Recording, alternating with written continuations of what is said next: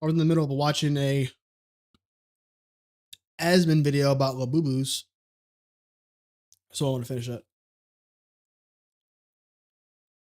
Thank you. So we did find an article that was written by an actual professor on the subject, and he seems to know what he's talking about. And he gathered 3 basic reasons as to why we collect stuff as a society. Institutional collecting and the associated appropriation of culture, which I interpreted as the way that we preserve history and culture. Yeah, I think that's a structural thing, the way the museums are. He's making a cultural critique, not an individual one. That makes sense. Obviously, we should try to critique and collect and keep artworks, obviously. Typically at like an institutional level, like a museum. Yeah, the particularities of the wealthy collector market. True. So this is like using it as a wealth tool, buying and trading. People diversify assets and they put their value in fine art, things like that. Yeah, he's totally right about this. Stuff, right? Like think about art and whatnot. And then and of course nowadays they do it. Oh, Furbies, we love that. Individual collector as a psychological oddity, which is all to say that the individual collector is a psychological oddity. That is the much more politically correct way of saying exactly what I say. People are just weird and like weird stuff, I guess. That's my favorite category. So he elaborates on this a lot more in the full article, but basically what he's saying is that a collection can be a means of accumulating wealth, of retaining some sort of cultural tradition, or a connection to a community that you find interesting. A full manifestation of the collector culture is one that does all 3 of those things. Yeah, of course. Now, this made a lot of sense to me, but I was also not surprised to learn that collections became a lot more popular after the advent of the internet. Because of course, because it made people more mentally ill. Yeah, that tracks. I believe that. I don't need any evidence for that. I believe it. Like everything else, internet took something. I'll fight to end the darkness that spawned me.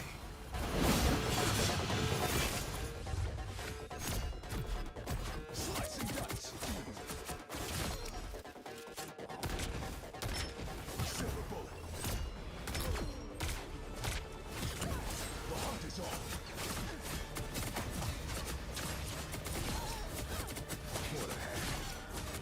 I can already not see myself play Blade just due to the simple fact of having to switch weapons. Another button to have to worry about.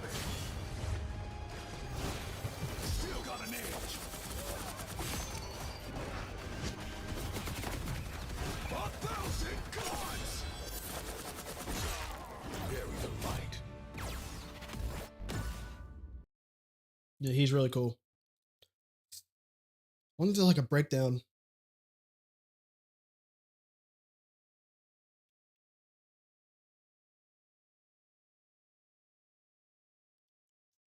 And I do want to watch some.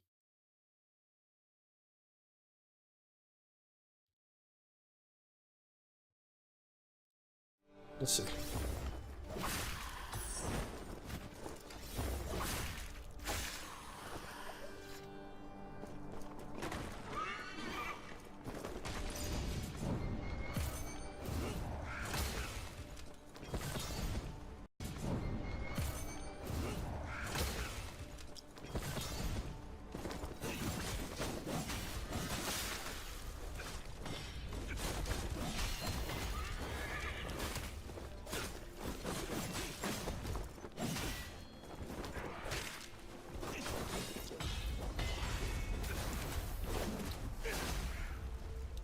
Yeah, they took the Kazan route.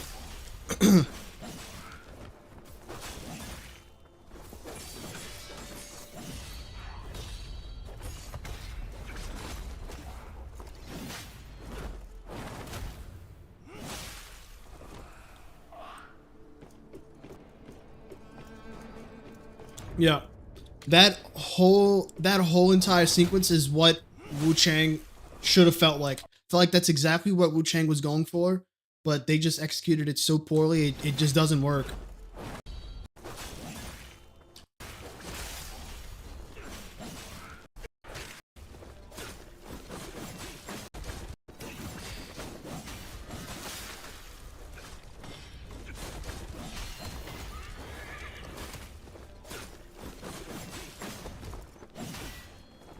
I'm trying to figure out what these resources do.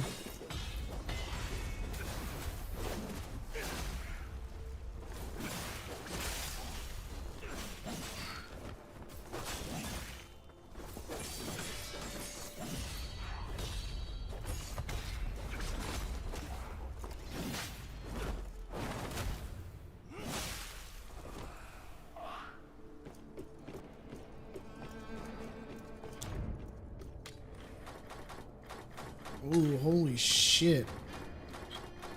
Oh, so, okay. So the L2 is a skill.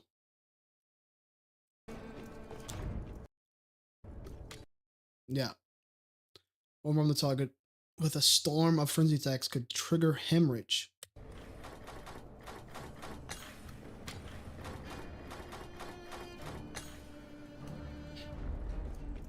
You get 3 weapon slots. Oh, it's accessories. Primary weapons, phantom edges. So you get 2 primaries and a phantom edge, whatever that is.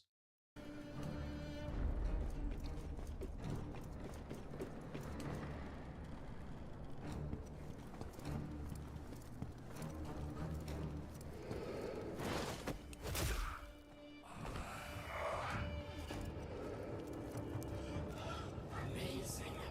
Truly remarkable. This perfect transcension is nothing short of a miracle. They say there are even more miracles. The training ground. The training ground. Can't get in now. The gate's locked. And Alcade has the key. Okay.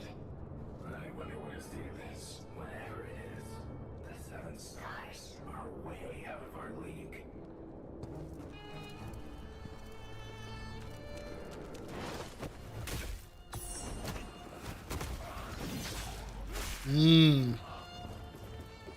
So a QTE. That's cool. QTE for double assassination. You can actually do damage while they're trying to get out of your command grab, or your grab, whatever you want to call it.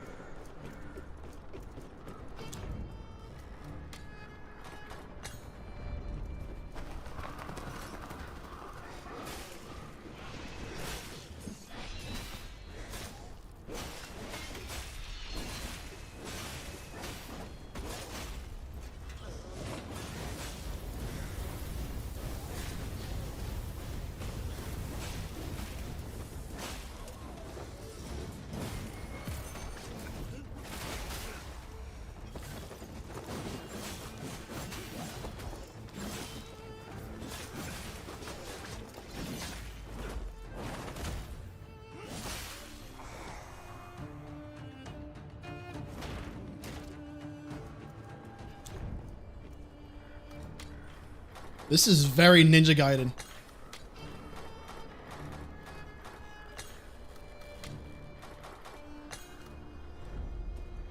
I like it.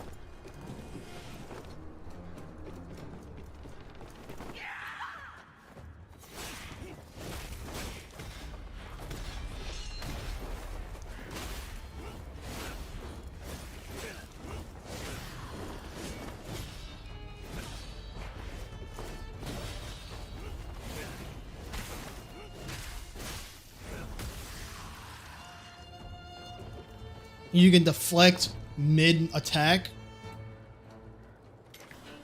That's what made Kazan feel so good. Is the deflector just so responsive, you can do it whenever you just felt like it.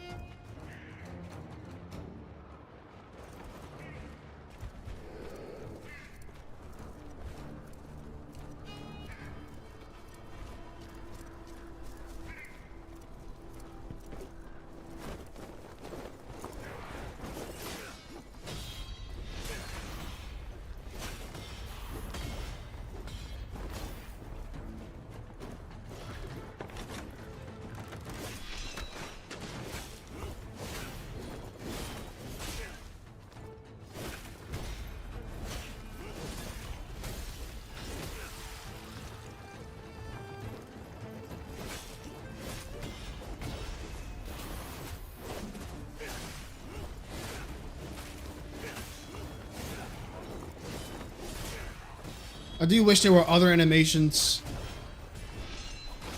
for that. Like that red move attack on enemies. I can definitely see that getting old.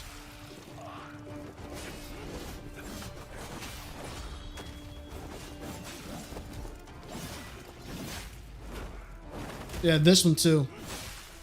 Like I can definitely see all of these finishing moves getting very old very fast.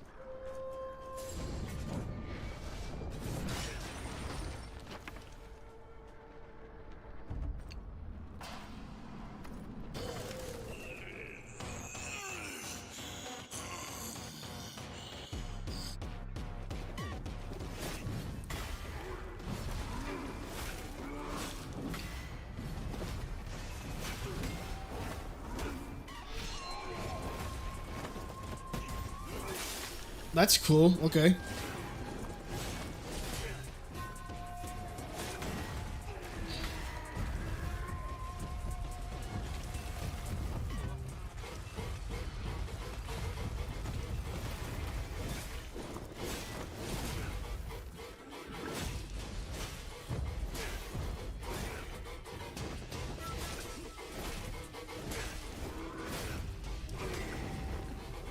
And there is no stamina.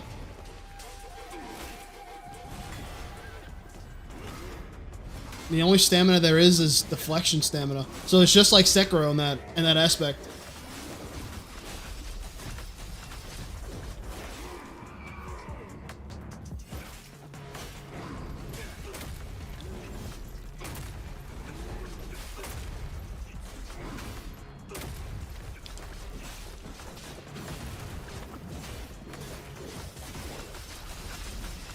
Yeah, that okay.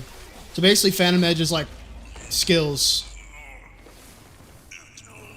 It's like magic spell skills or something like that.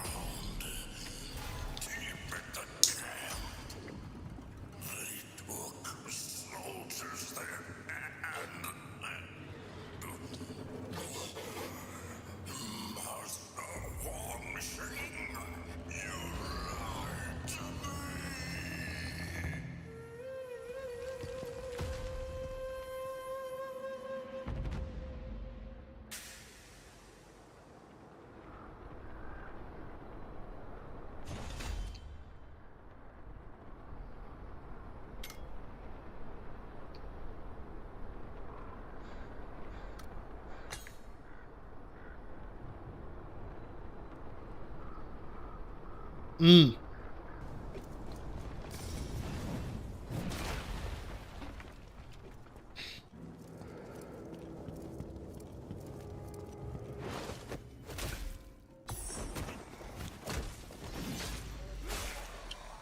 So you can only do two.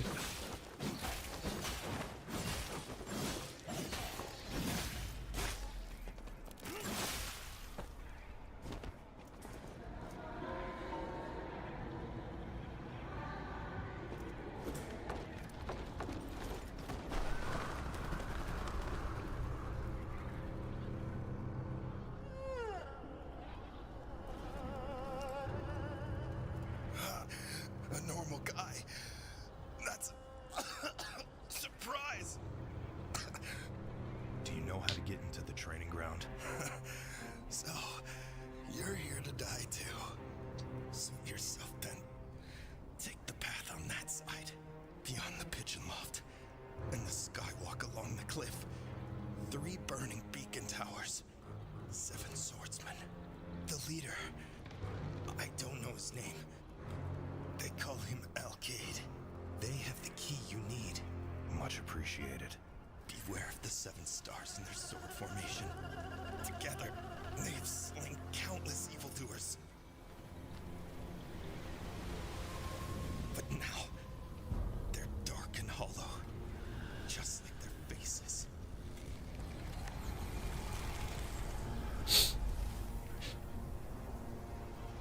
The faceless part, is it caused by perfect transcension? Yes, it takes away your heart, leaving only a husk. They put you to sleep. And when you wake up, you're not human anymore. You mean you're...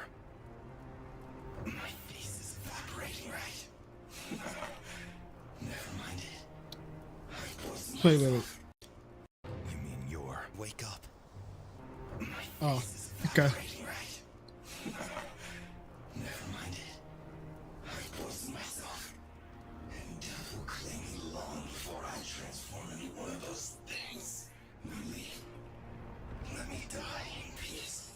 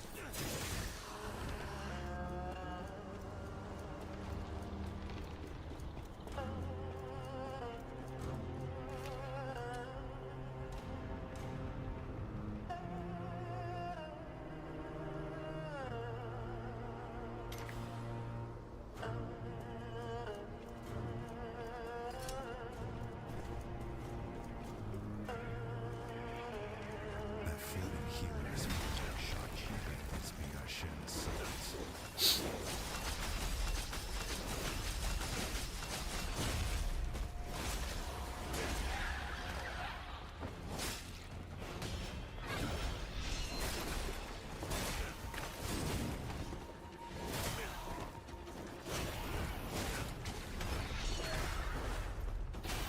Enough is enough.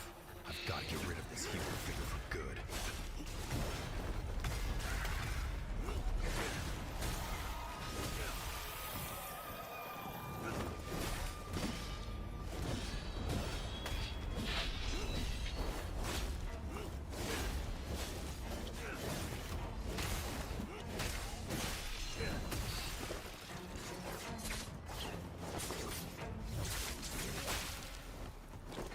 That's a cool looking weapon.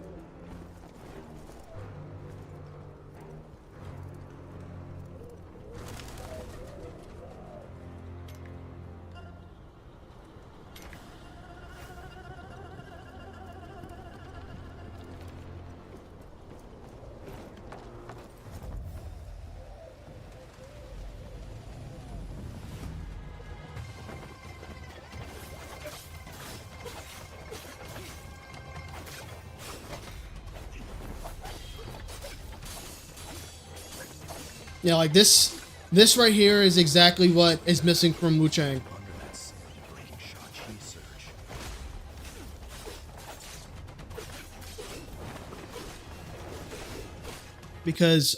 Because Wu Chang has so much.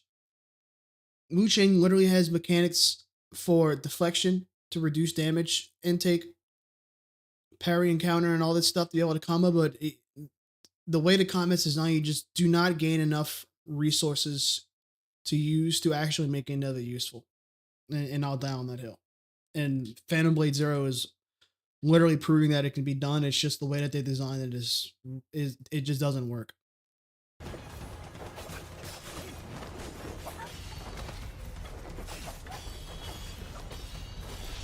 I leave her be and push on for now?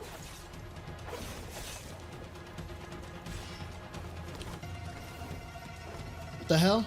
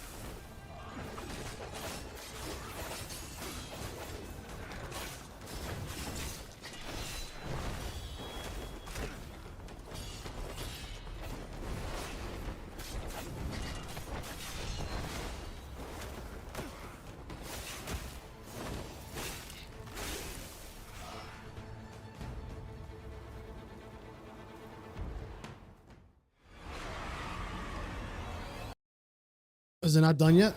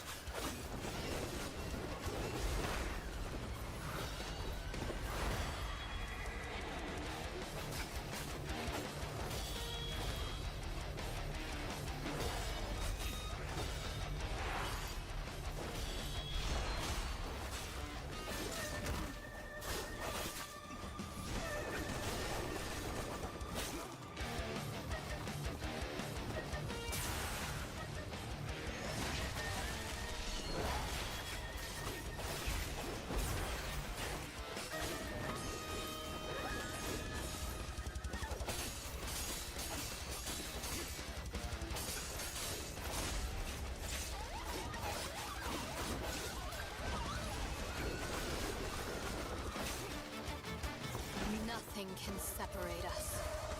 Not even in death.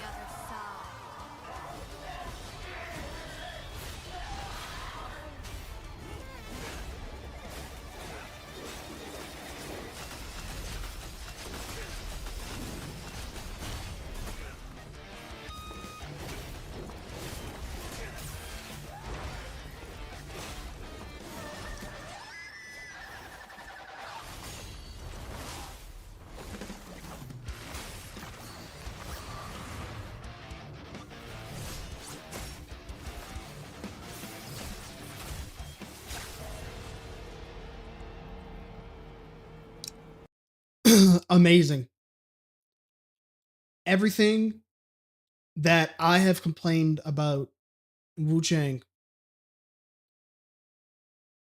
is heavily noted in this game. Heavily noted. First thing is the gear sets or your overall weapons. It's taking the Ninja Gaiden 2 approach, or Ninja Gaiden 2, just Ninja Gaiden in general approach. But the difference is that it's giving you the ability to have different types of potions, a primary and a secondary weapon, and a primary and a second Phantom Edge.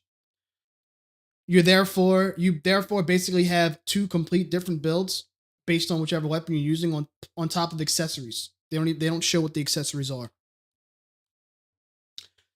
Another thing they do is, I know that this is going to be an action hack and slash RPG based on in the description, but this game still obviously has some sort of exploration due to the fact of we are looking at unless when they mean by secret duo boss battle, that they are meaning that this is potentially something off the main route. Because you fight this boss, apparently she's too strong, so then he moves away. Okay.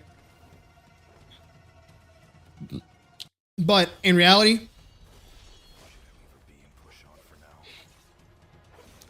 you could fight that boss due to the simple fact that he was doing good damage, but I guess for the sake of this, they decided to push on, because maybe if you defeat her, she doesn't show up for this duo boss.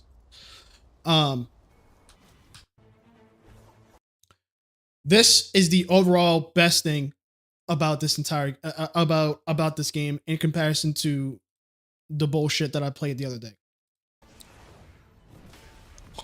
This boss fight, excuse me, noted everything to do correct when it comes to gank boss fights. Everything. Notice how when he's fighting this boss, you're given the opportunity to defend yourself and attack via AoE with this glaive.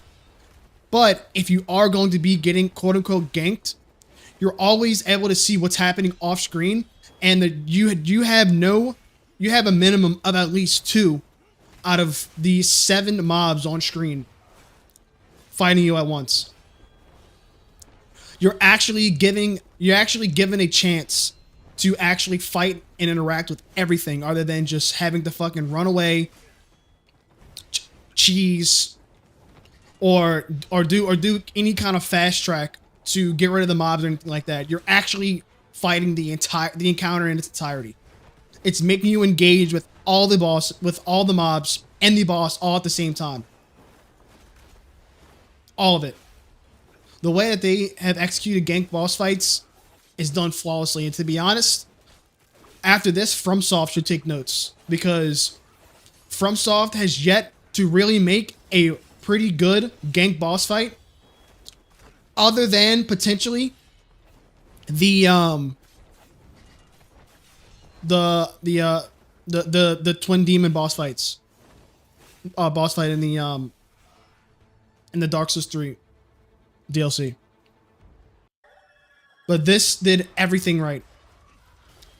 Even when the Red Wraith boss pops up in this phase, you're still basically these two boss fights are working in tandem, and they're basically taking turns attacking.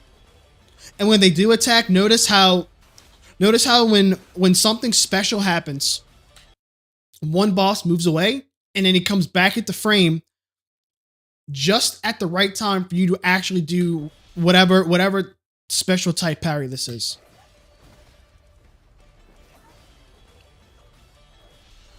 Like, there's never a moment where you go to deflect or parry encounter one boss for another boss to come in and basically stagger you out of it. Everything is happening in synchronization.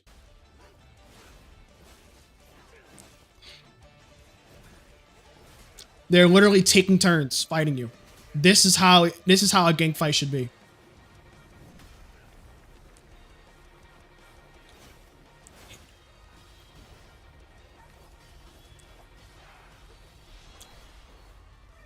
And if you also notice as well, when Red Wraith does come back to the frame, you'll notice that the Chief Disciple always has some type of visual indicator to let you know that it is coming in for an attack. Something.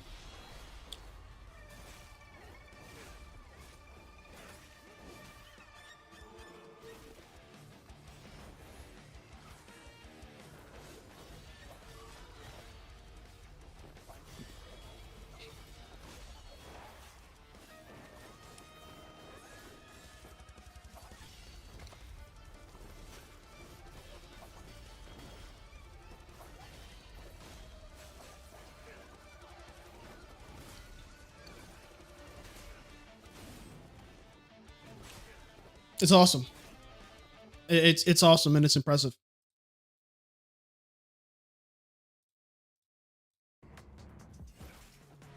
And then so far, every boss has just been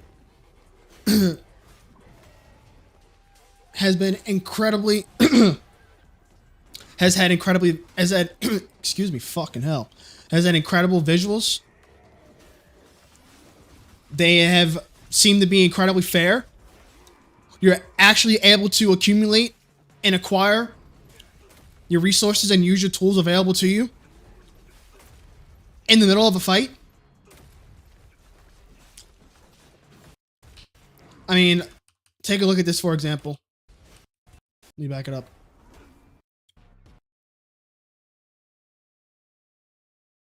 Back it up to go find something.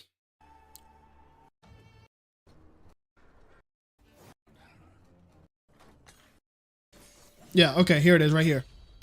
Your purple resource down here.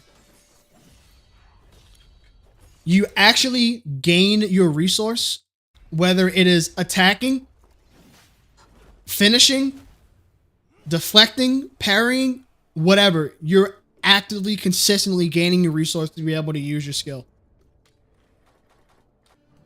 At all times. There's never downtime to where you're standing around looking, when can I use it? Unlike Wu Chang.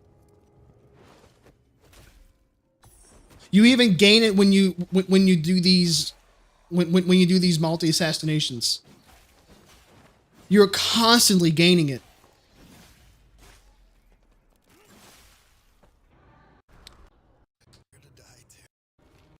It's like, and I hate to rag on the game so much, but the game just does everything wrong. The game does everything wrong when it has so much, when it has so many references to look to know what to do right. It just does everything wrong. Everything wrong.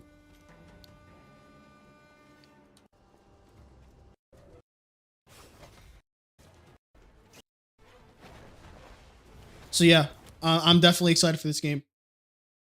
Definitely excited for this game. It will be a either day one or week one cop, for sure. For sure. Positioned him as Is there anything else to go look at?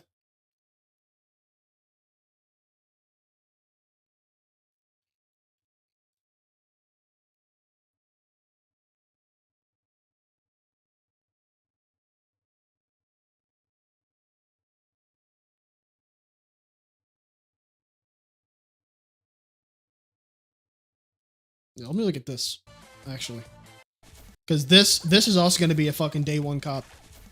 It's been a hot second since we got a proper Ninja Gaiden game. Sure, there have been other spin-offs and ports and remakes. This year's excellent Ninja Gaiden 2 Black comes to mind, but Ninja Gaiden is kind of having a moment. Granted, it is an IGN review, so I'm literally taking whatever this guy says with a grain of salt. Taking such a long break leads to a very interesting question. What does a Ninja Gaiden game look like in the year of our Lord 2025? Well, if Ragebound's return to 2D side-scrolling is any indication, the answer is fucking awesome. It's one of those rare games where everything just feels right, and when I'm not playing it, I want to be.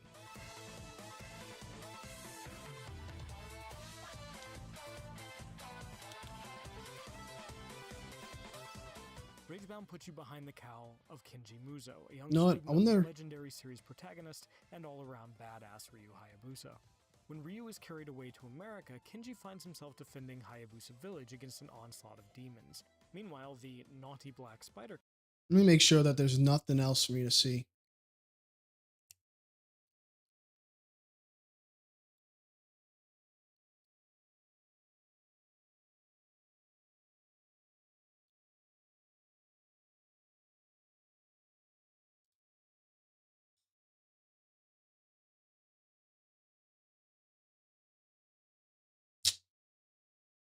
Well, I'll just watch this one. Hello everybody, my name is David Jamandreu. I'm the director and producer for Ninja Gaiden Ragebound. I just want to make everybody aware.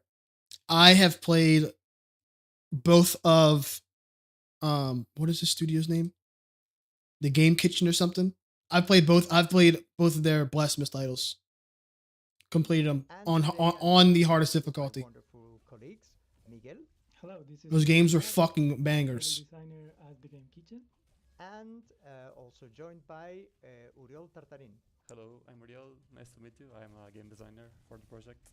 So in today's video at IGN, we will be showing some unseen footage of the game, focusing on one new level that we're working on, and we'll be also showing some stuff related to the shop and the upgrade system of the game that was teased on the recent demo at the Steam Next Fest. So let's actually start with this. Uriel, can you explain us a little bit about the shop system and the upgrade system that we've introduced in Ninja Gaiden? Sure. So now we are seeing the footage in the shop. Here the player will be able to purchase and equip different items that modify certain aspects of the game. We can find, for example, the talismans, which work as passive abilities, some better suited for a more defensive playstyle, another fully focused for an offensive approach. There are also what we call secret arts, which would be similar to what ninjutsus are in NES games. The player can equip a spider weapon and a powerful ability called Ragebone Art. Nice. So we'll be seeing in action some of these systems throughout the level that we'll showcase.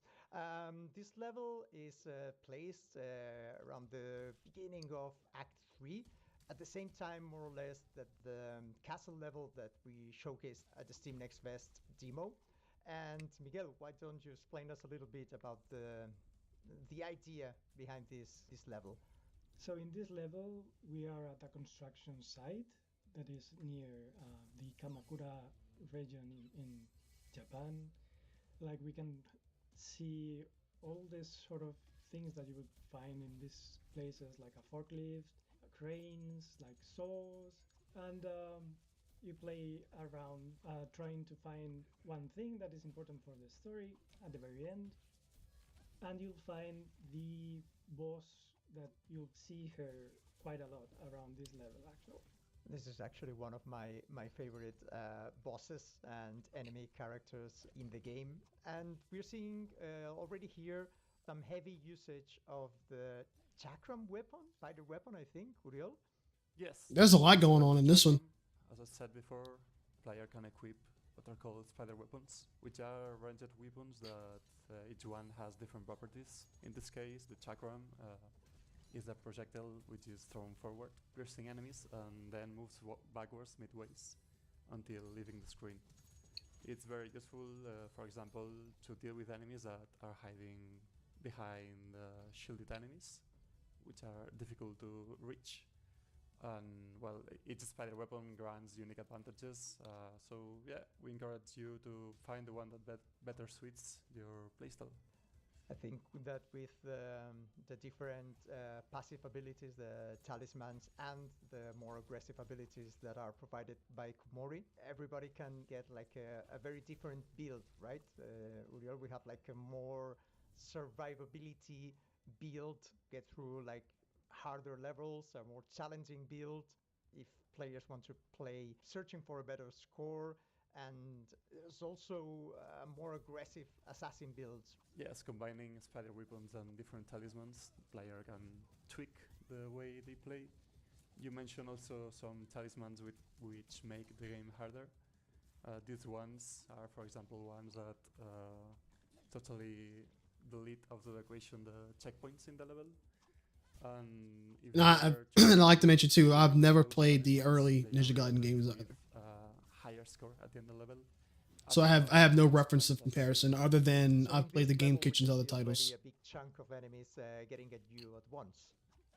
That's right. Like we've got many enemies in the game, but like some of them are placed with what we call a hypercharge.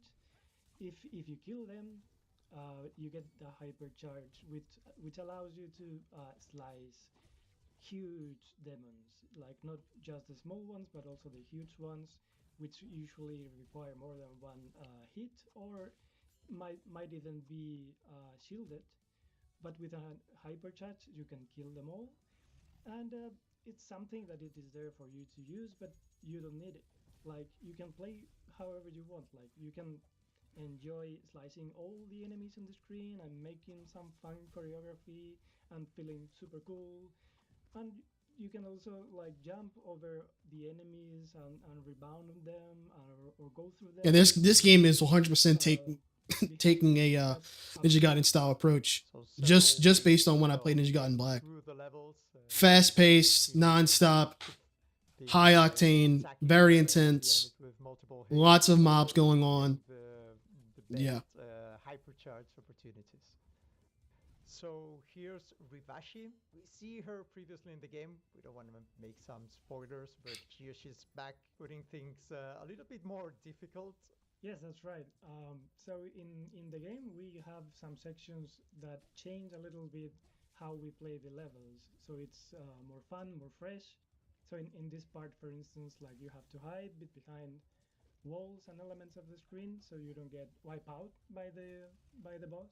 But we are also getting hard in the hard mode.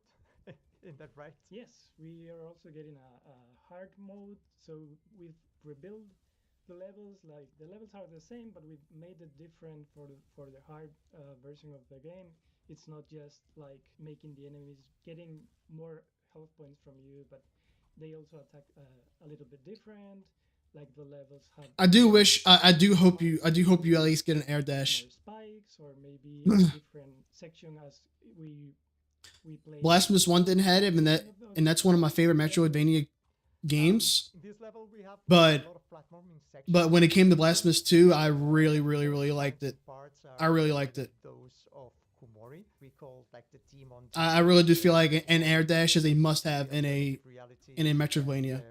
Must have. Parts. We'll be finding quite a few of these around the levels.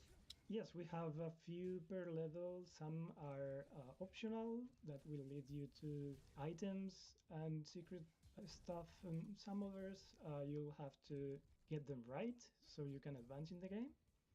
But I think players should not fear, because I like this a lot too. You're basically playing two characters simultaneously. Many times as people need, so you won't Probably have two different types of builds, two styles to worry about. It's just time. It's really cool. And you can repeat this section. But obviously, this guy's the main. He's got to be the main guy. The higher score, you will have to take into account not only the time that it takes you to complete the level, but also catch up all the collectibles and to get all the challenges done. So about collectibles, Uriel, can you explain us a little bit how we're doing this in Rageband? Sure.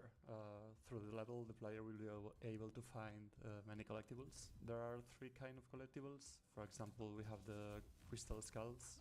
Their purpose are to let you have the highest score in the level. But also, if you collect all of them, you'll have a special reward, which we will not be saying here. You have to find out by yourself. There are also the golden scarabs, which are the currency of the game. Those will let you buy. I wish these guys didn't feel so forced to speak English, and they just spoke. And finally, we have the scrolls. And they just spoke their native language. You take one, you unlock. Because I feel like a lot of things get mistranslated in the way that they actually would explain it.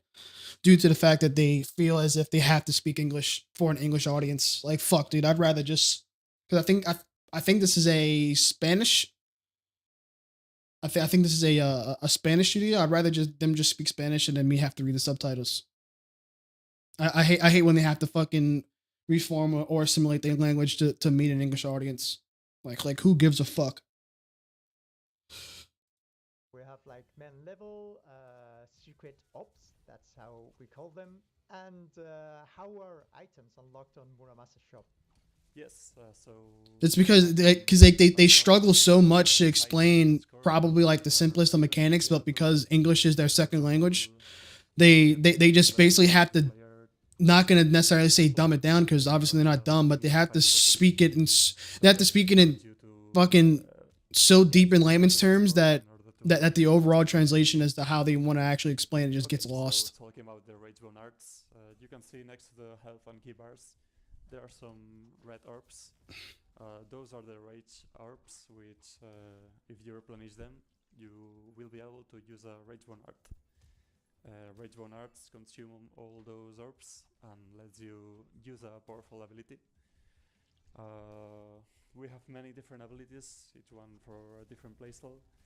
For example, we have some offensive ones which are a screen clearing attack, and others that give you more utility, like freezing time or granting you a pool of healing powers. Yeah, so the idea is that we have like different offensive, defensive attacks, talismans, etc. It's So fucking that goofy. every kind of player can find his own way of playing Ragebound. Okay, so this is an interesting bit. The Red Demon is getting his revenge with the bulldozer after being run over, or his demon family, with a forklift. Yeah, the game is full of these small size bits that break a little bit the action in different styles, and it will surprise the player more than once, I think.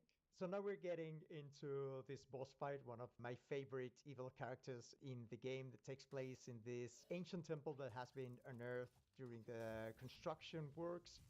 It's quite a fun and dynamic fight. She's one of the smallest, I'd say, bosses in the game, right, Uriel? Yes, this one is mainly flying all the time. She attacks you by throwing lightning strikes at you.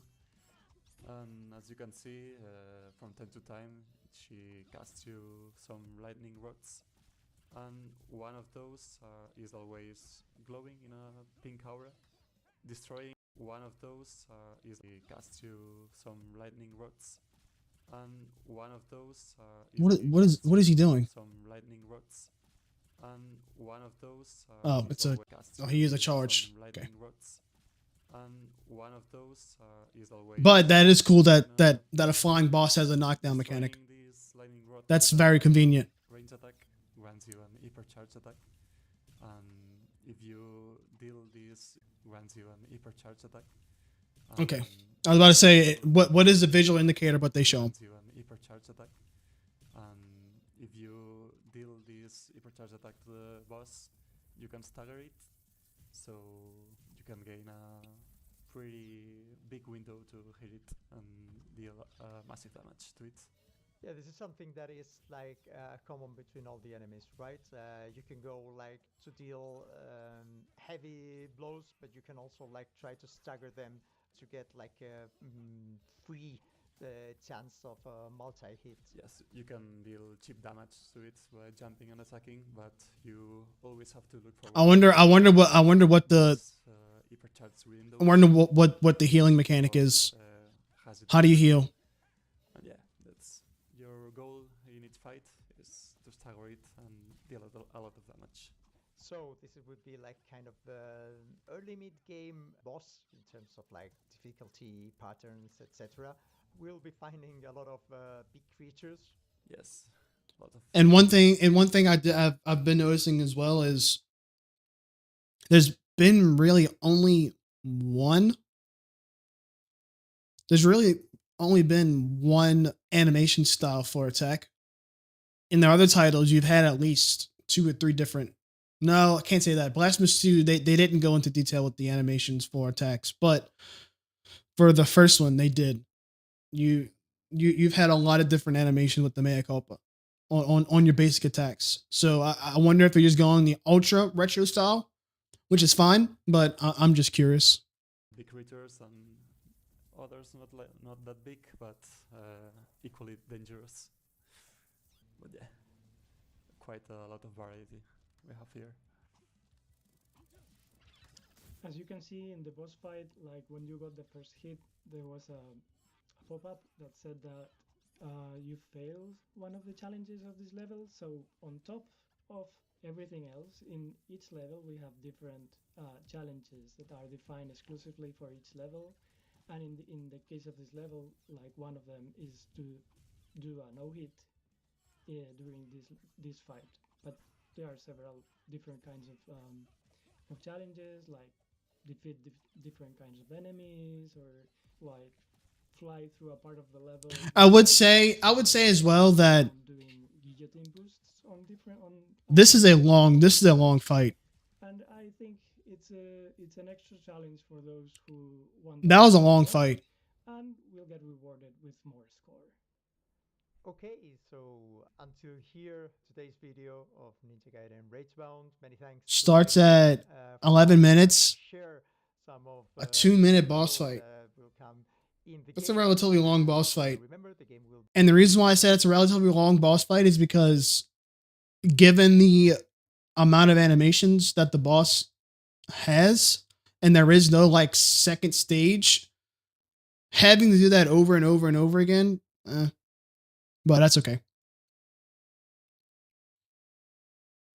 That's okay. I wonder what IGN gives it. A 9. Level specific challenges and high scores is going to be part of my regular rotation. Ninja Gaiden fans, we were lost in the desert for a long time, but Ragebound is like running across an oasis. Trust me when I tell you that we've never been so back. For more, check out our reviews of Wu Chang Fallen Feathers and Ninja Gaiden 2 Black. Yeah, that's sick. For everything else in the world of action games, keep it here. That's another one I can't wait for. That's another one I cannot wait for.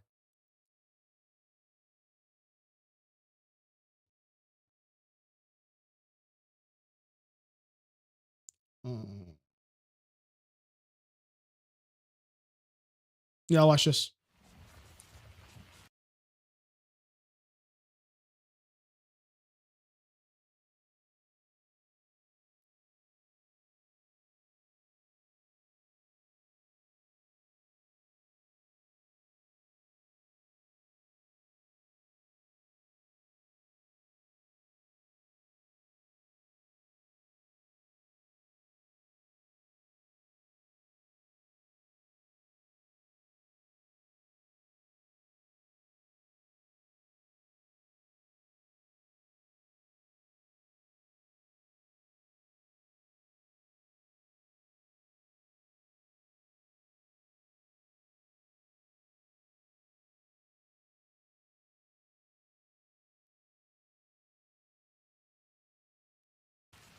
I'll watch this one and I'll get to playing.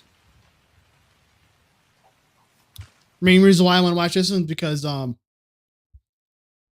Gaiden Black was basically like my first full completion Ninja Gaiden, and I really, really, really struggled to get into the game and like it.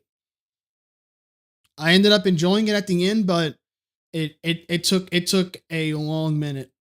It took a long minute.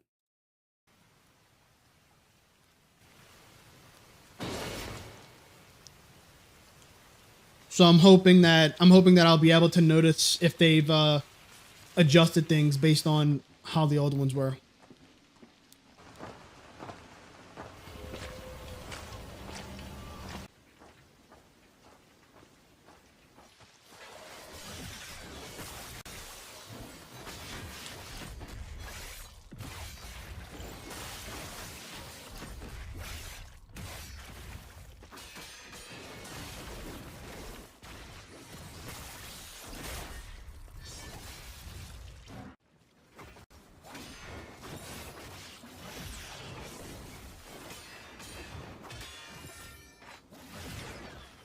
I can already tell you that it is much better. So far already, I've already seen both defensive mechanics that were terrible in the old games work in this. A deflect and a dodge, and a precision dodge at that. Yeah, they're cooking.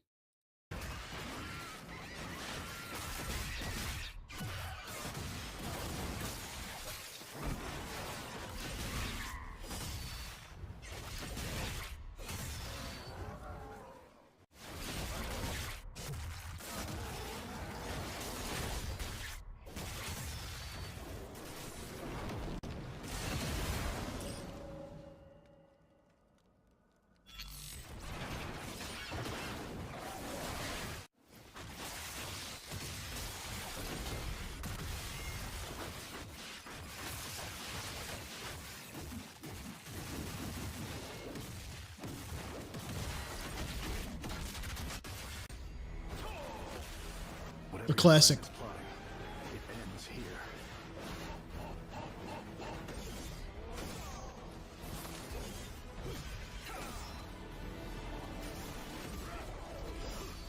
So you've come, Raven. Fuck off, I am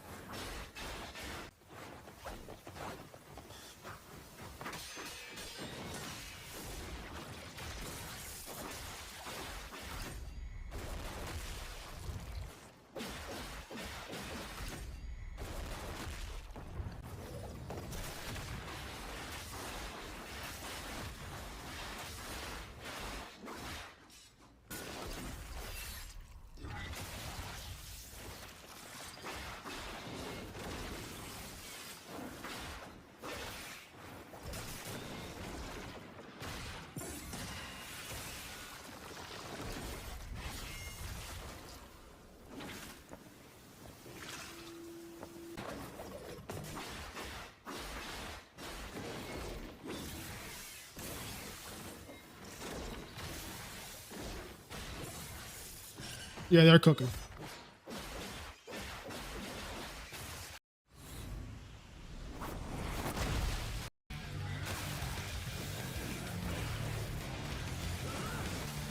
Oh, this is HUD and all.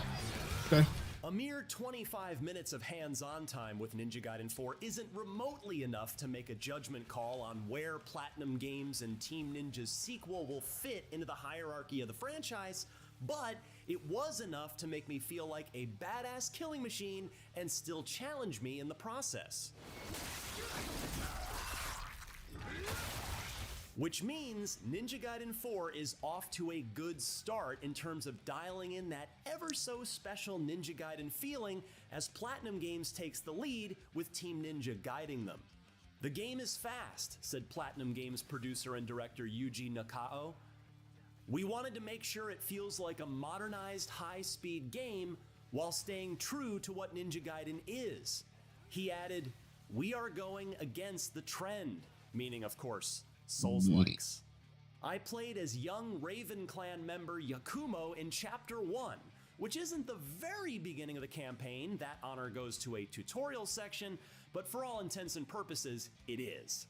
It's set well after Ninja Gaiden 3, we don't talk about that one, in a near-future Tokyo amidst the return of the Dark Dragon. But we're still far enough from the shrine that the demon's influence shouldn't be too strong yet.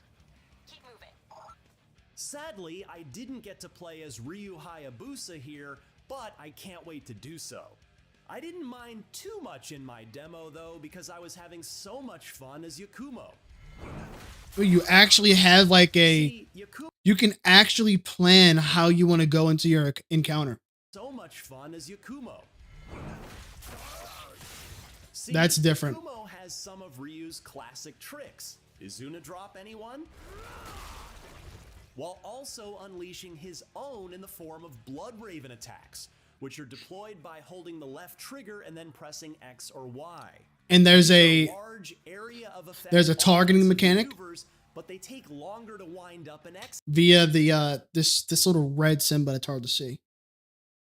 Definitely has a targeting mechanic.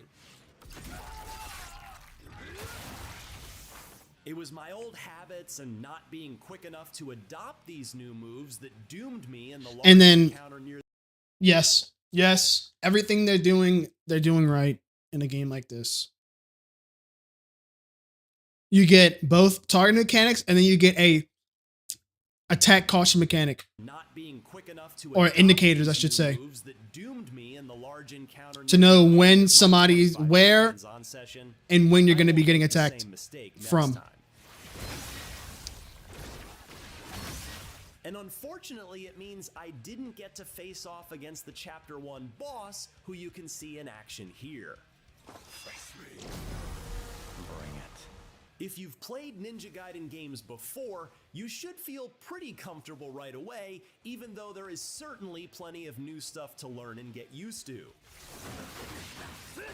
Tapping right trigger at the right moment to block an incoming attack and set up a counter, wall running and tapping Y to take the head off of a low-level enemy. That's not new. Holding Y with Blood Essence, seemingly in place of Ninpo, at least for Yakumo, still uncollected on the battlefield after your previous kill so you can use them to power an ultimate technique on the foe still alive in front of you.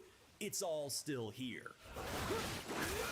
Oh, and don't forget to assassinate enemies quietly when you get a chance.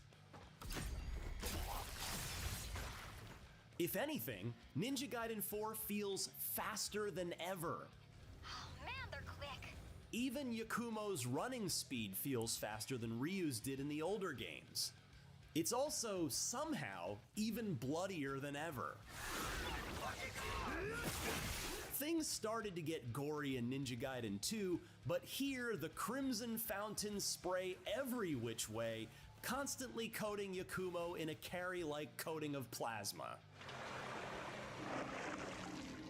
Arterial spray gets everywhere when slicing and dicing a handful of foes.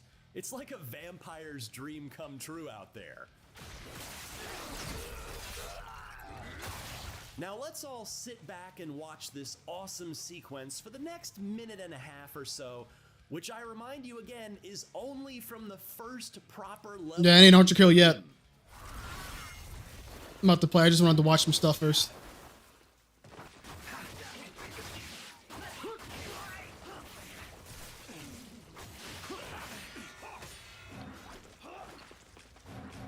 This is the chilling part.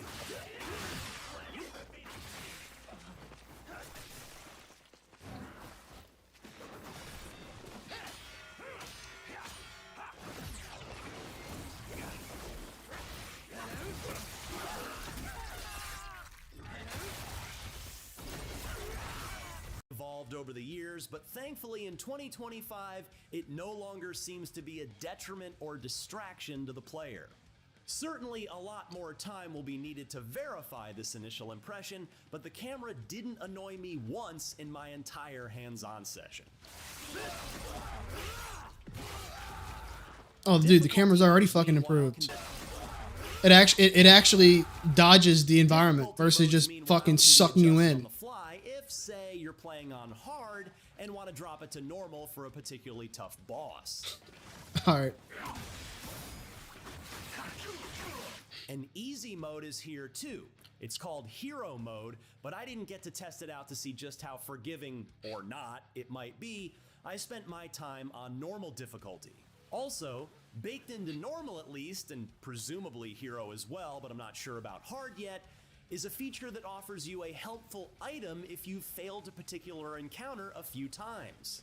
On that last big rumble I was too slow to bring Yakumo's new attacks into, I was given a large healing elixir to help me on my next attempt. Ninja Gaiden 4's checkpoint system now takes some stress out of trying to find a save point with ample health and supplies. A red-eyed raven can also be approached, which triggers a visit from a friend who can unlock combat skills in exchange for the in-game currency you've accumulated. You can also go into a practice mode from here too that Nice. we'll see. Nice.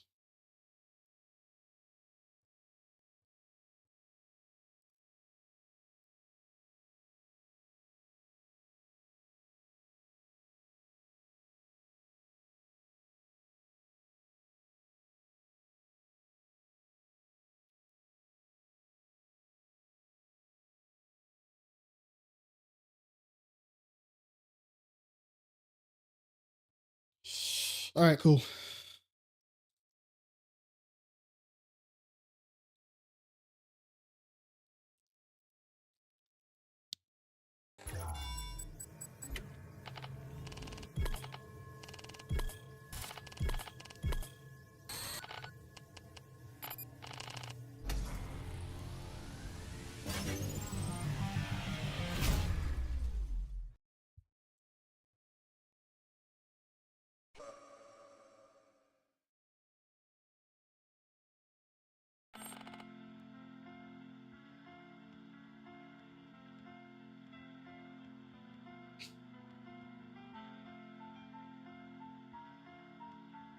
I forgot to scream. I didn't want to disturb you watching your Reddit stories.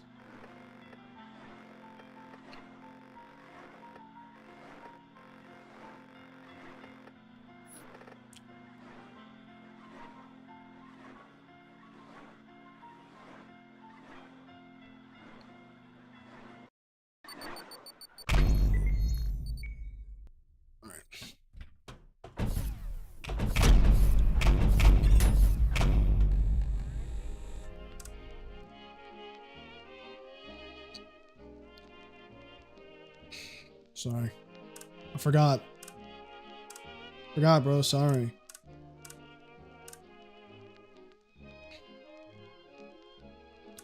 Forgot.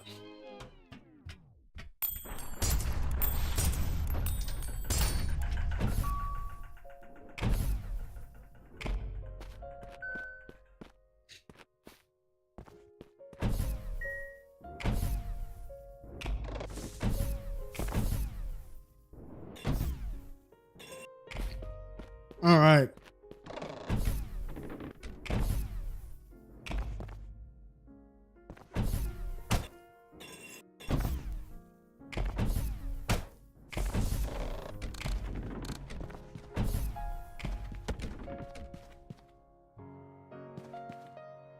Oh, poor guy.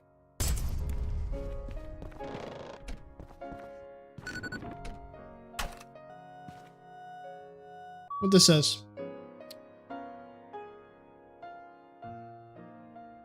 My mind is adrift with the eternal torments.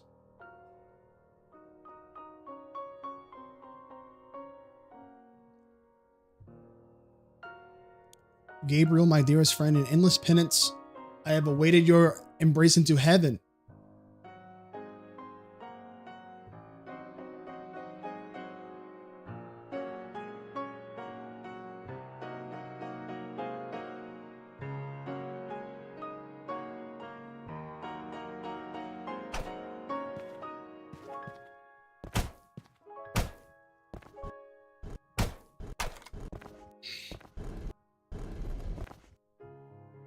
Oh.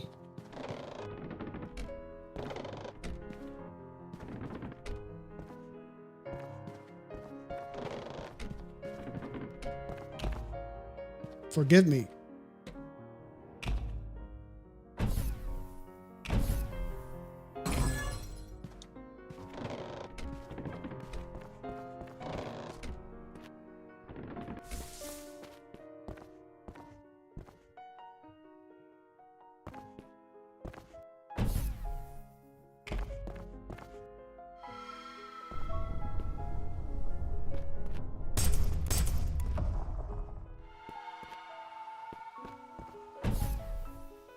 Alrighty. Shoot the glass, you say?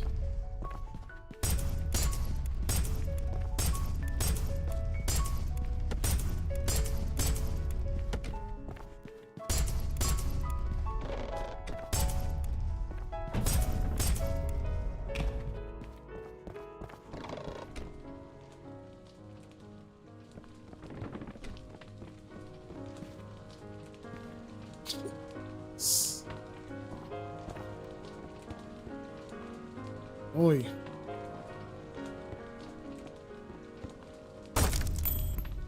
Hold up. Ooh, another one. Got it. Okay.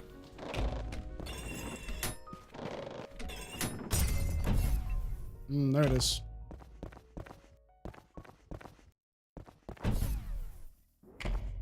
So I'm assuming shooting this glass puts me in that room without having to find all these skulls. Yep.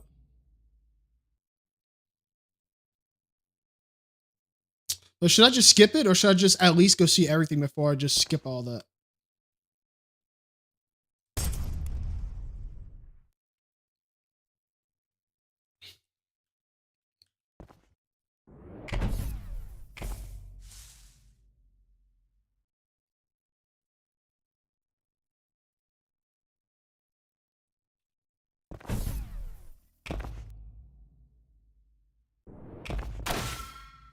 I'll get all the skulls. Oh! That kind of scared me.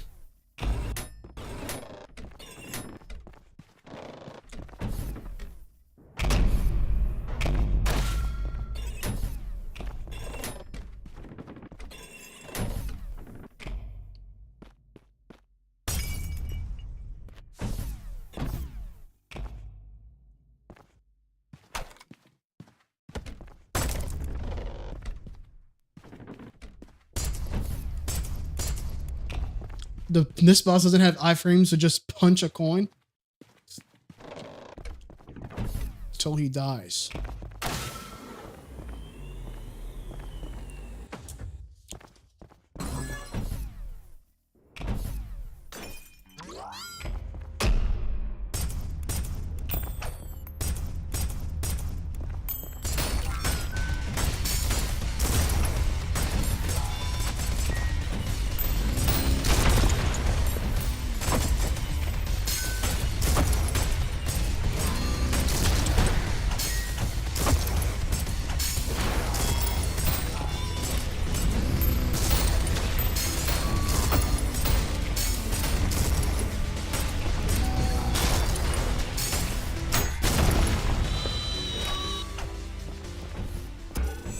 There it is.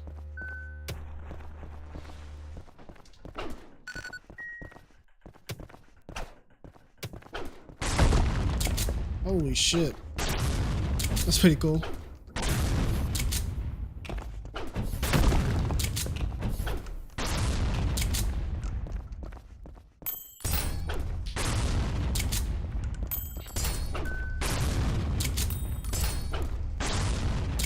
What happened? What did I do that's out the ordinary? What the fuck is this first time playing? Yeah, absolutely. I've never played this before.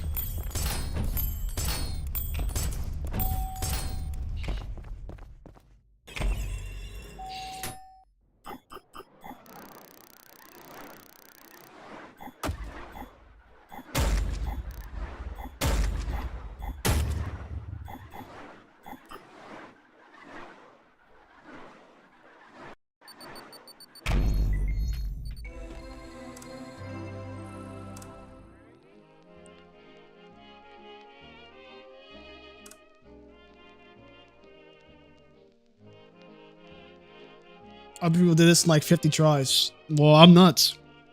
That's the difference.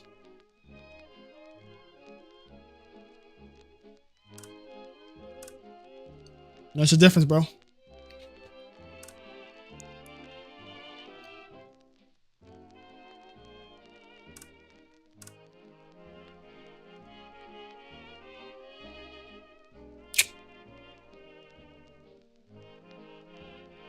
I don't know if difficulty means anything because I am on like standard, but I mean, I had more trouble with the with that dual boss fight, the Centurion guys.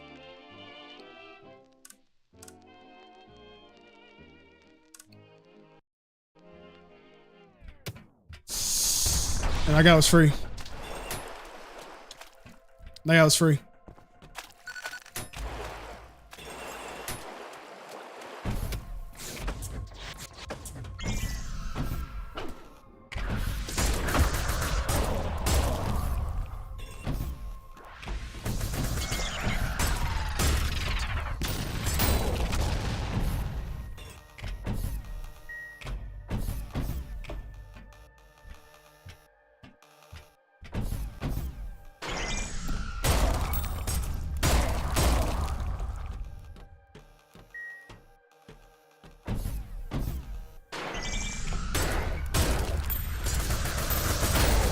Oh shit.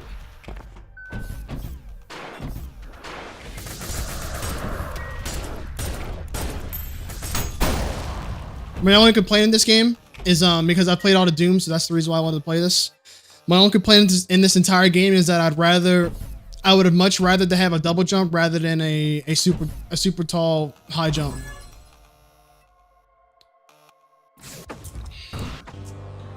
Oh, what the fuck is this? Holy shit.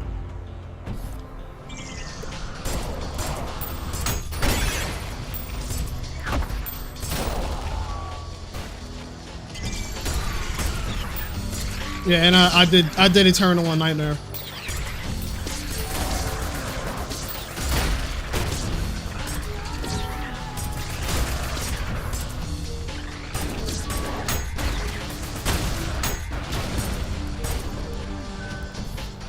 And the reason why I would say I'm probably relatively rusty is because I just got done playing that dog shit Wu Chang Fallen Feathers.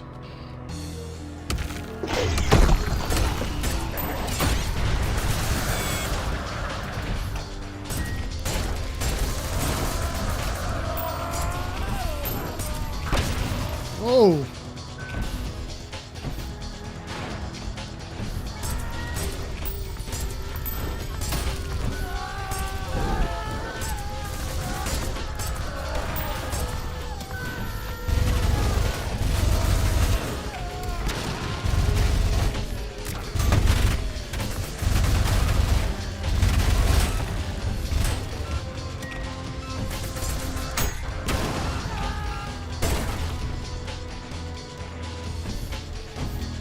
Why don't you stack coins? I don't even know what that means. I just throw them? Does it mean that like if you throw 2 coins, you throw 2 coins and they stack what you call it? They stack the deflections or whatever? I'm just playing the game, bro.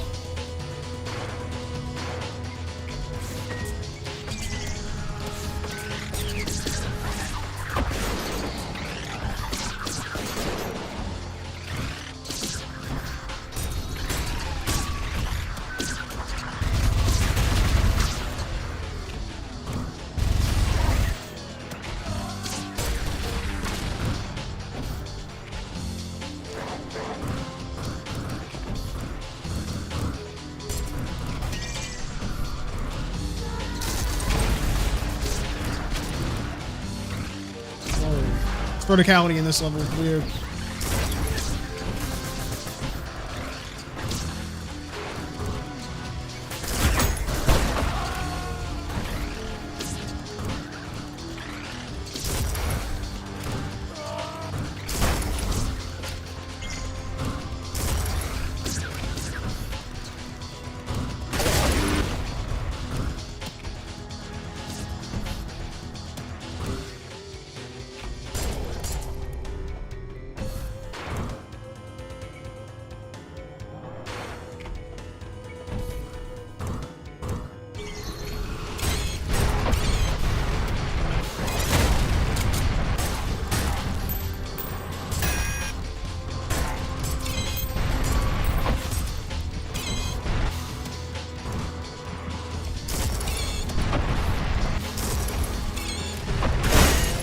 Fucking hell, those things are annoying. Fuck.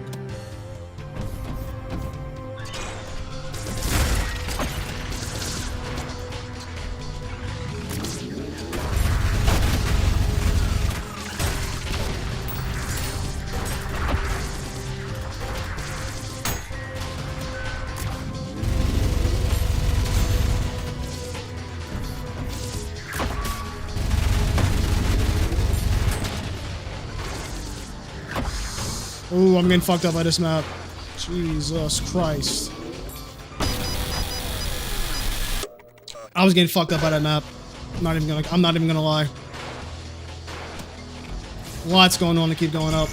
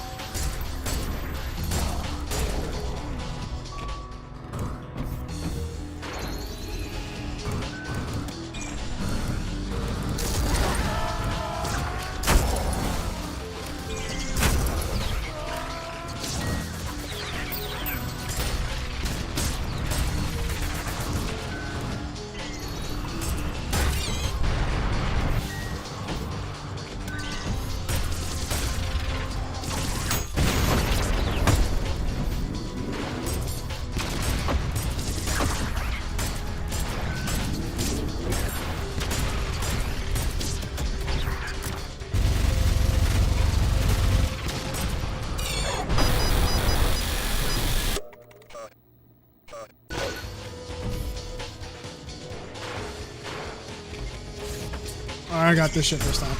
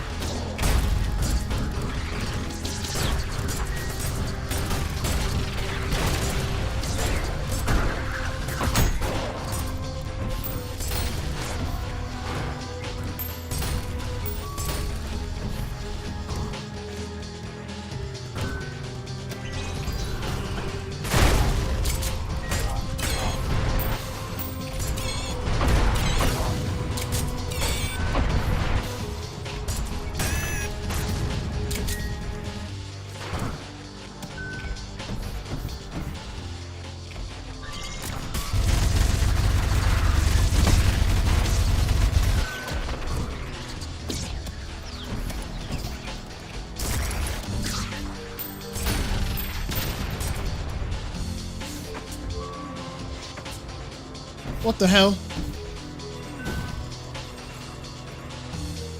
Oh, okay. I'm supposed to go down there.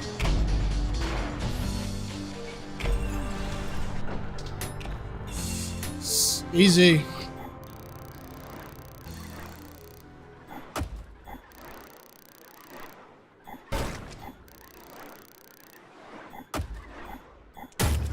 Oh, that was bad.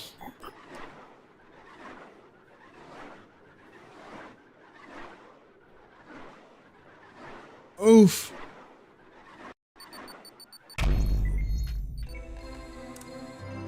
Yeah,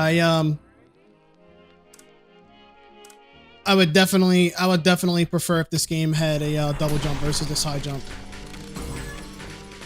Honest to God.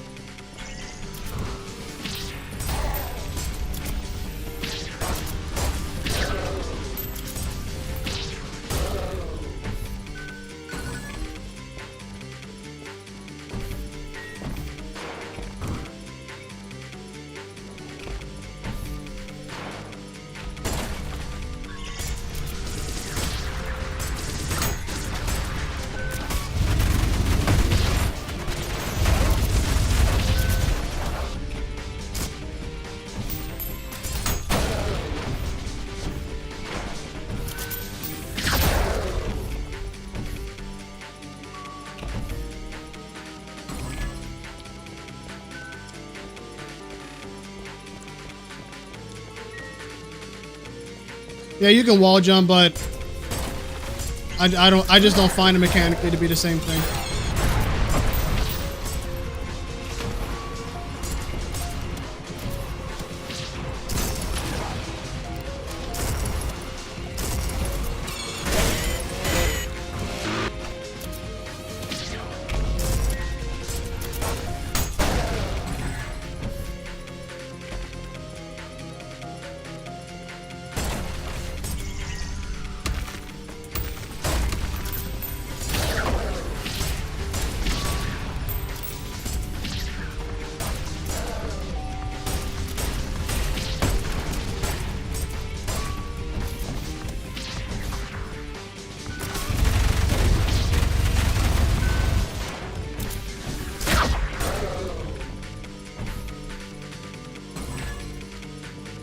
It's just getting used to.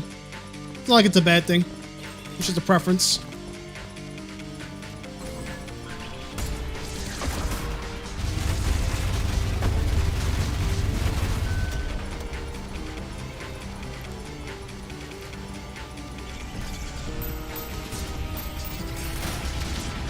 Oh shit.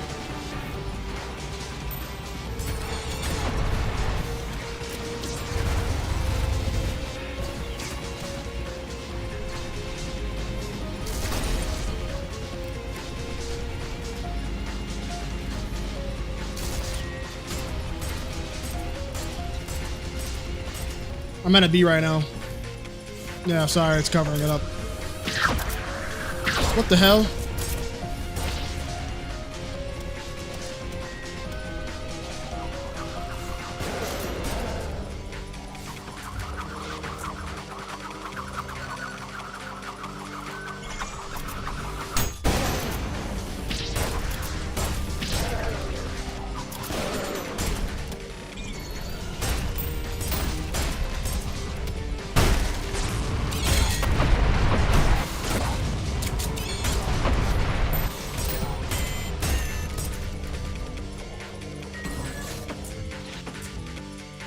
what this is.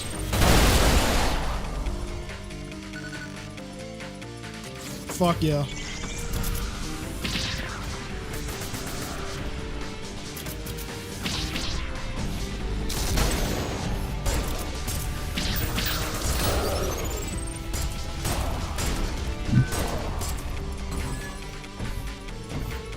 I'm at an SS. I'll swap it over after this.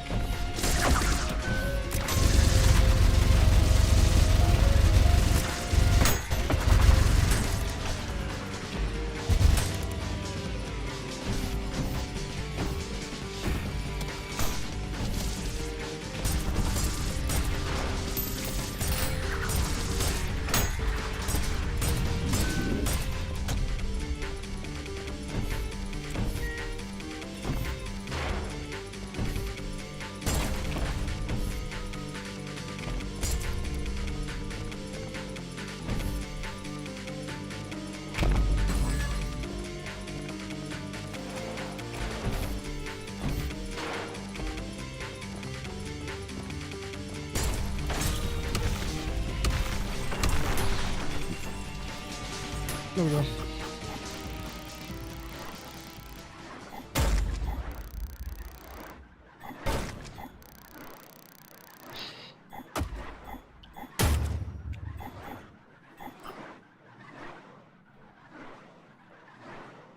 Two threes do worse for Act 1. Oh, jeez. There we go. Let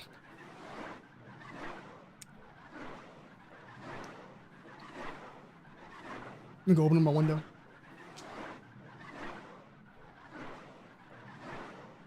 Ooh, it's storming outside.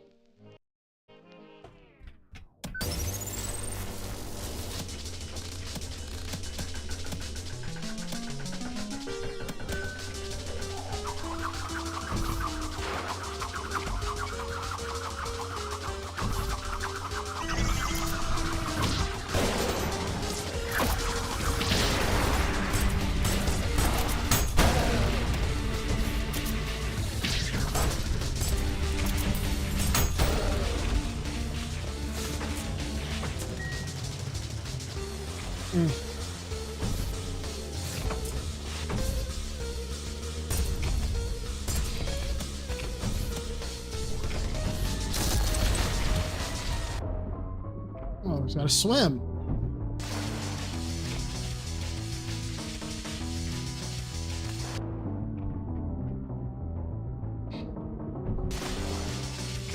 Bro, no kidding. What the fuck is this?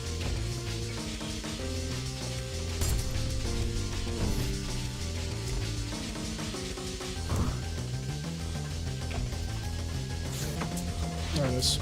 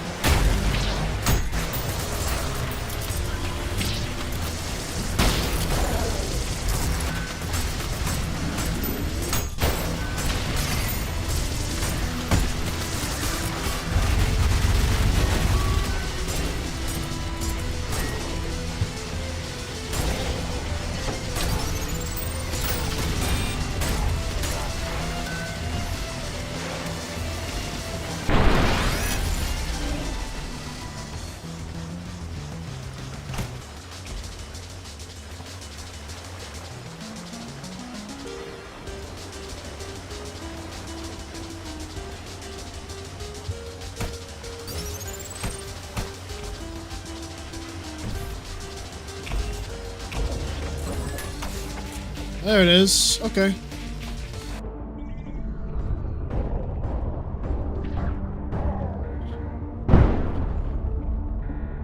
Suck my fucking balls. I ain't got time for that shit.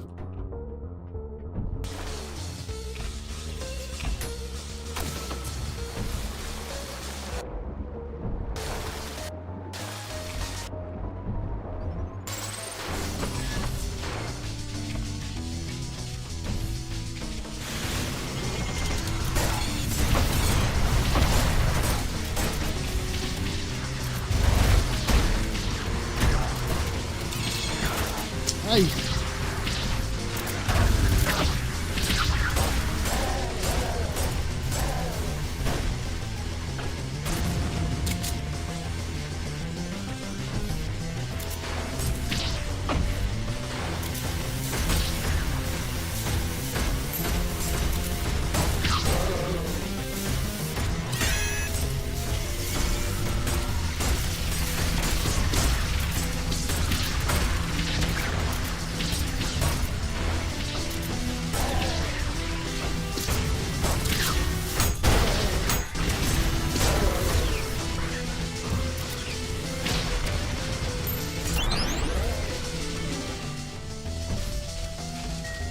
Right?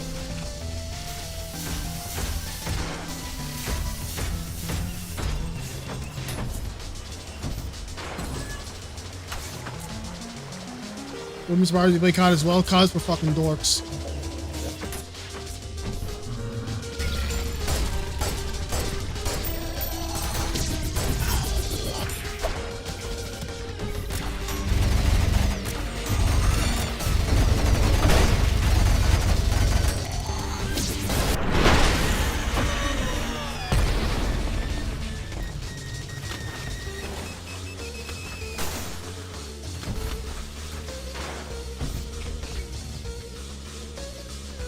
Okay. Where the fuck does this go? Yeah. Nice.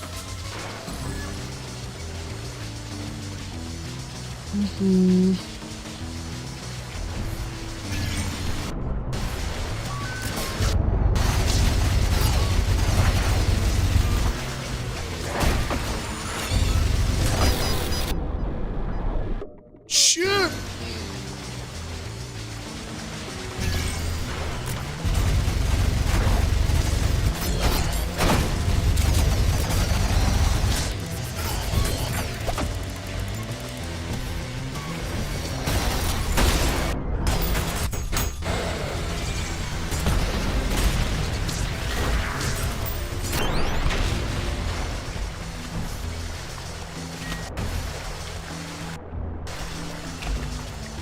There we go. Down at the very end.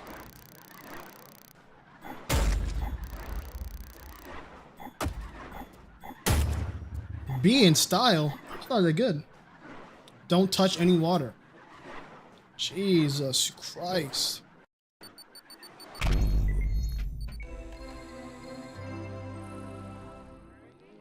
Chaining slide jumps after a dash jump.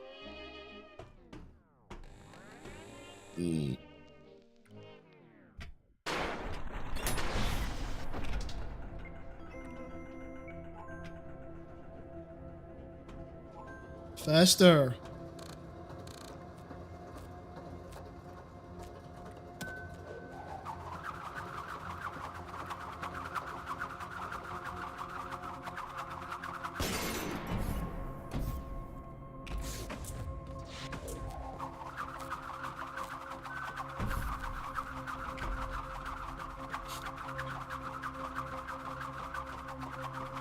I like this game's interpretation of purgatory and stuff. It's interesting.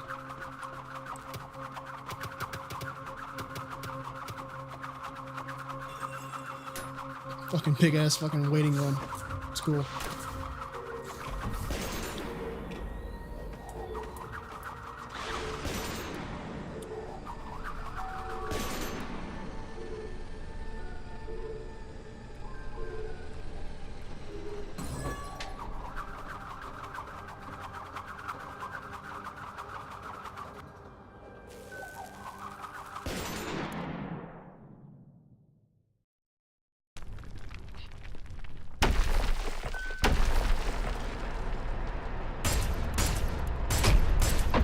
Ollie.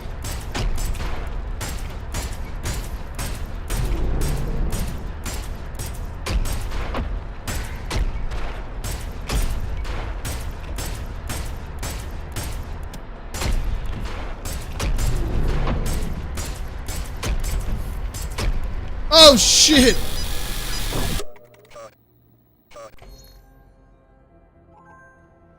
Alright, I get it.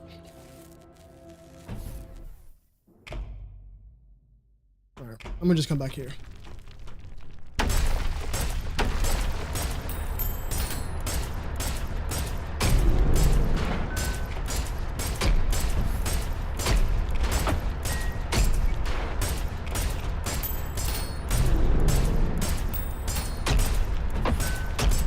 Jump too late? Okay. Alright, alright, alright. Now you fucking with me. Now you're just fucking with me.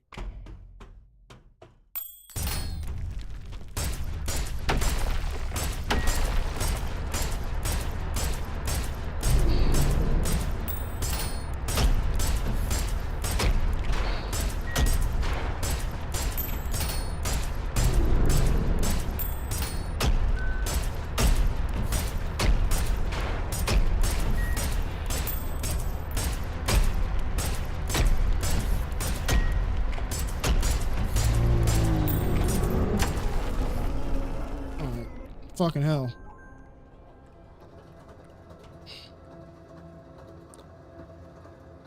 Fuck that hand.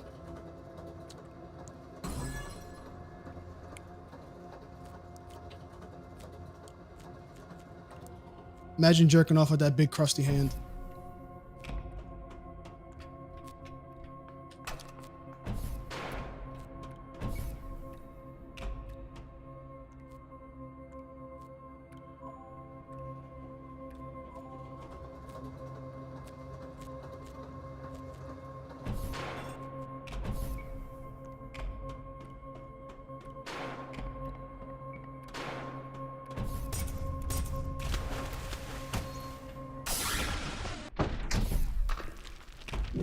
Now what?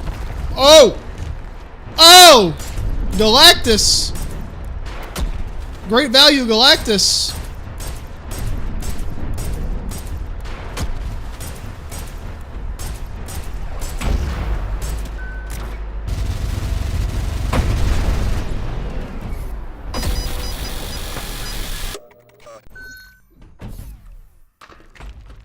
Oh, shit!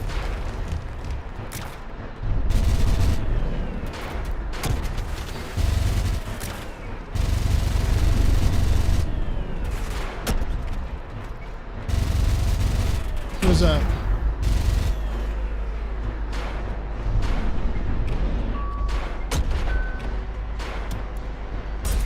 Or does that have to keep it pushing?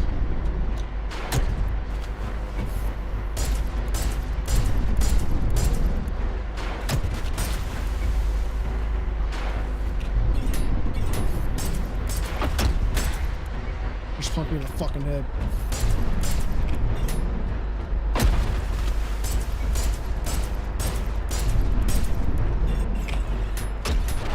I've got bad anxiety with this thing chasing me like it is.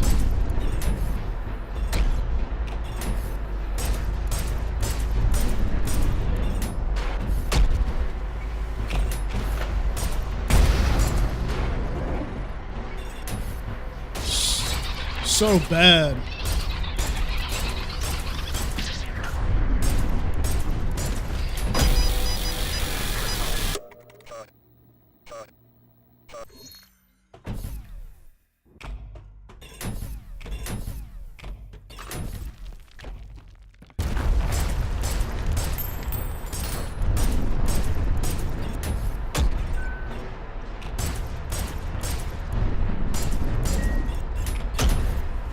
What did I say that was questionable, bro?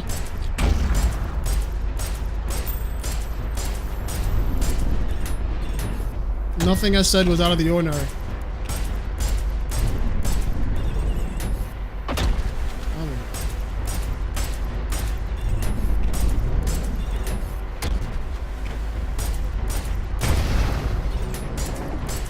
So bad, this guy.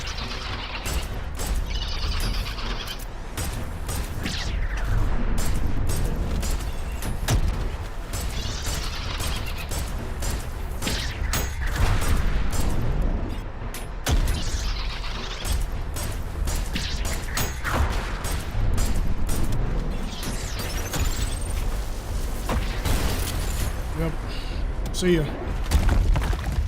Idiote. Idiote.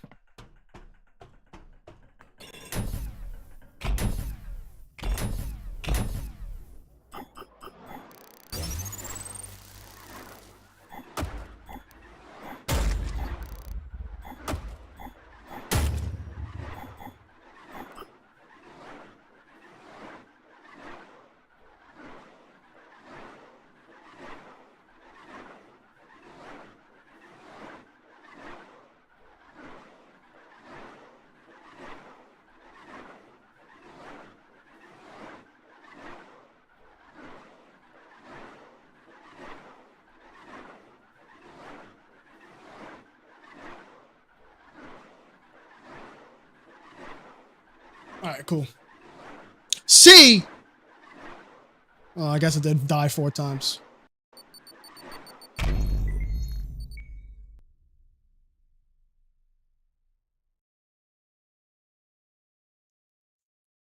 Oh, I guess I did die 4 times.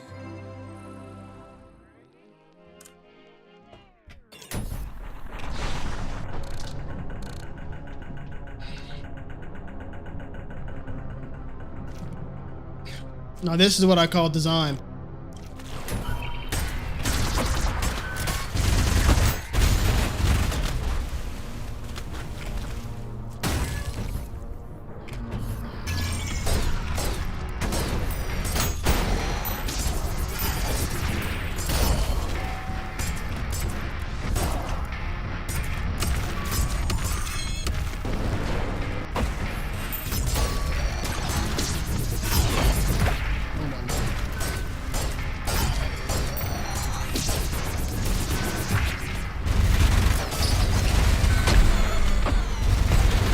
Oh, you're a cocksucker.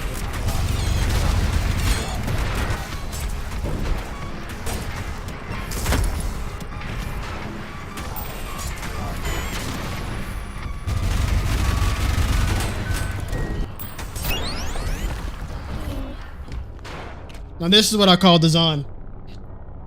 Excellent. Look at that eyeball following me. Look at it. Excellent.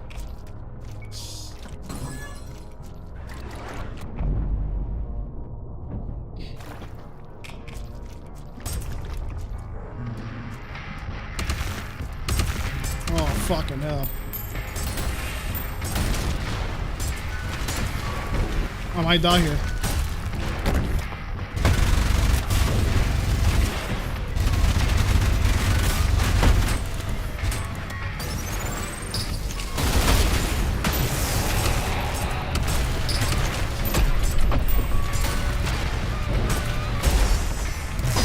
No!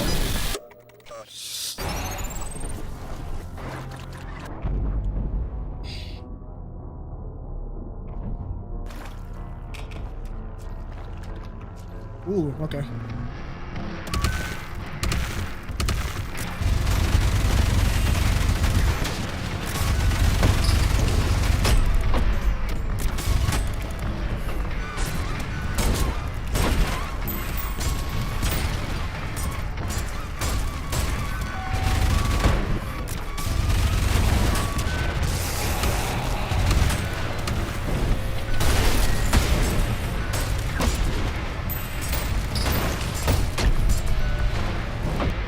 Ow!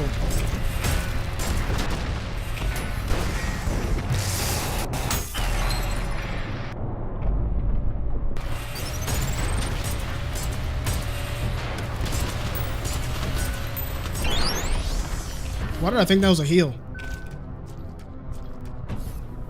I think it was the red ones that's a heal?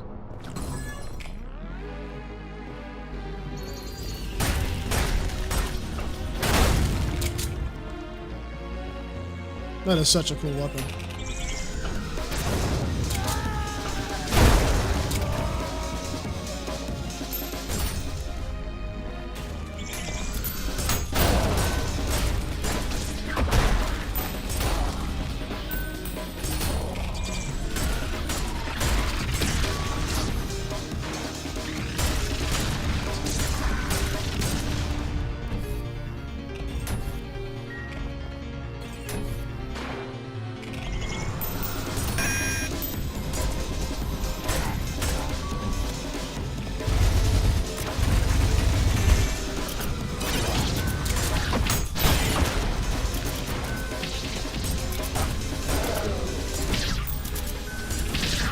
Oh shit.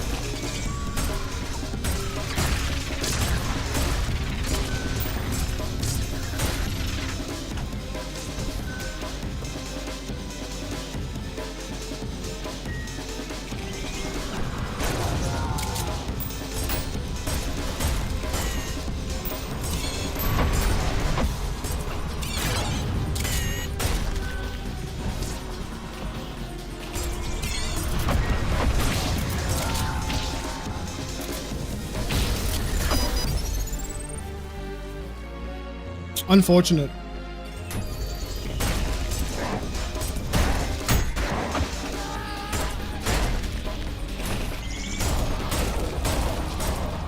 Unfortunate.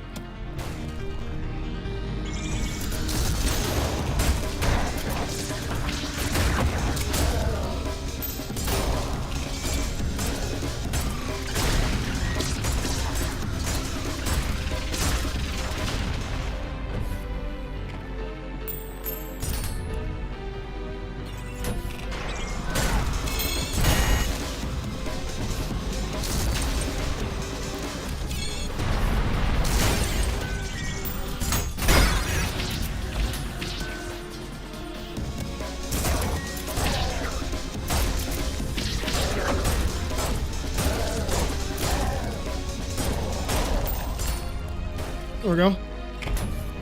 There we go.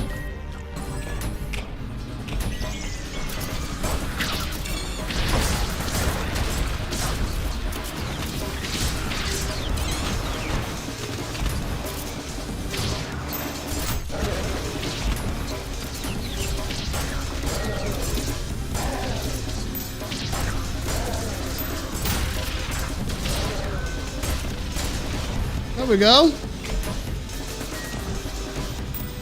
I don't know what our guy's at.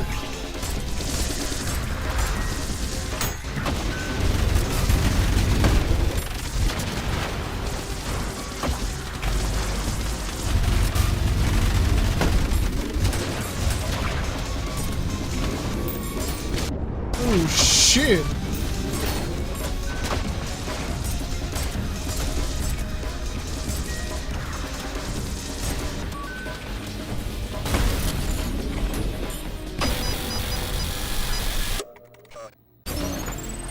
I thought he was finished for sure with that fucking railgun.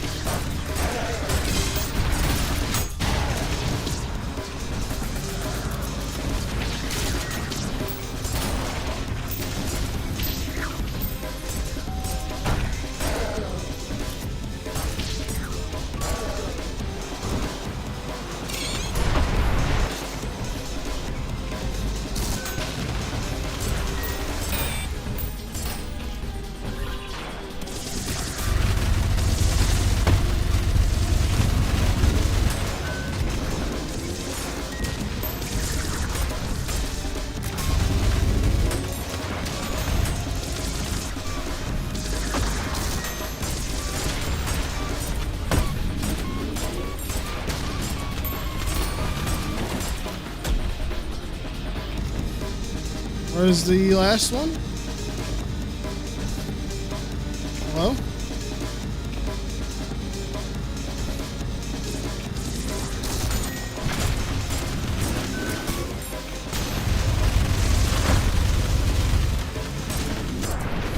There we go.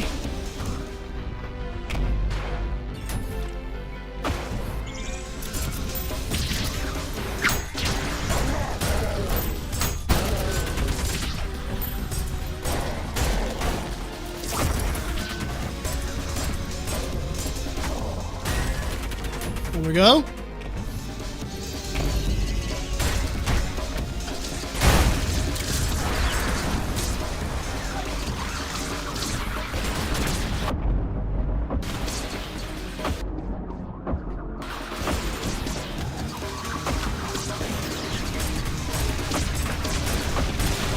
that fucking revolver's very good. I don't think that revolver's very good. I think I'm gonna just take it out the repertoire.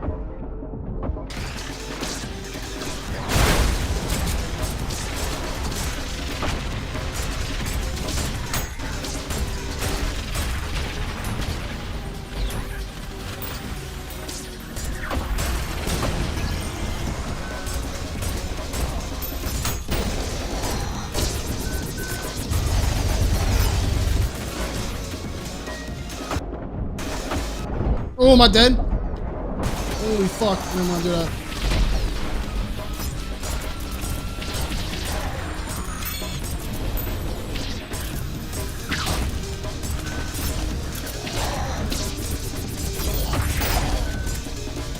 What's his at?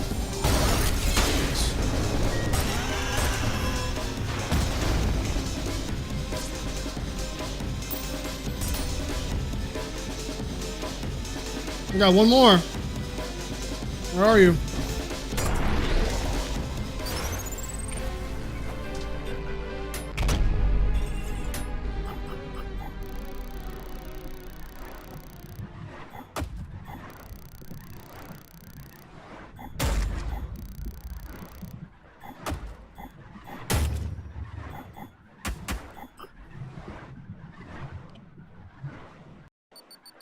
These levels are starting to pop off. Yeah, I'm gonna just take that one out of my repertoire. I don't really like that one. That one's literally goated.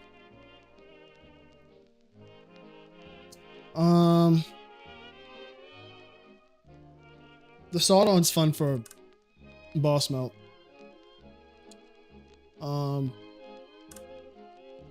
Yeah.